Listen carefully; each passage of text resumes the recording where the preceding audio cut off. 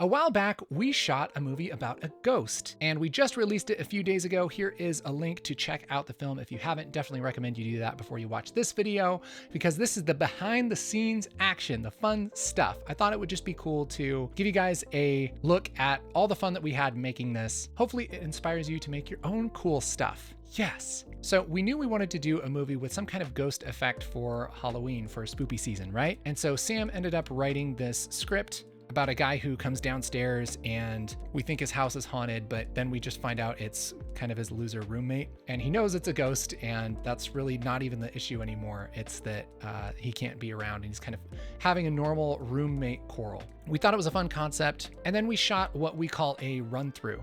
A run-through is something that we started doing kind of instead of storyboarding. We sort of shoot a very awful looking version of the movie with kind of similar framing, similar kind of actions, just to make sure that the story works and that the pacing works and everything. And then during this process, we actually learn a lot. The actual production of the movie happened at Dan's house, and it was shot mostly during the day. And we had a lot of fun lighting everything to look like it was nighttime. We did quite a bit of color correction afterwards to kind of cool the temperature down, make it look spooky. Sam was the director. He did an awesome job. Anytime we make a movie, I love when Sam directs just because he does such a good job and I have to think about very little. But we had our smoke machine for a little bit of atmosphere, and we had our guy walk through the house with his phone flashlight. Got a lot of nice shots of him kind of going down the stairs. I love that tension building moment of each foot hitting each creaky stair. And a lot of this film takes place in the kitchen, and we had quite a bit of practical effects here, including our floating dinner plate.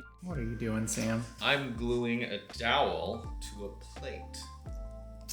This is going to be the plate of food that will float in the air. So I'm gluing it because we're going to clone out the black of the dowel to make it look like the plate is floating. And a whole lot of slime. We put slime all over everything at Dan's house.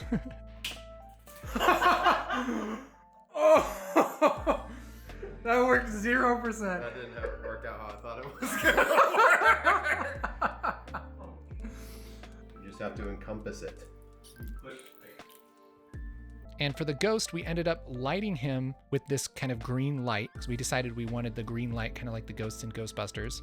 And we talked about doing green screen. We talked about doing a bunch of different ways of making the ghost, but we ended up just shooting him in real life just with green lights on him. And then we shot a clean plate and did some trickery to make him see through. And we shot that back in probably February or March. And then just a couple weeks ago, we shot some pickup shots of the cookies, as well as Goldorf, the nasty dog ghost. And this is a puppet that my mom custom made for us.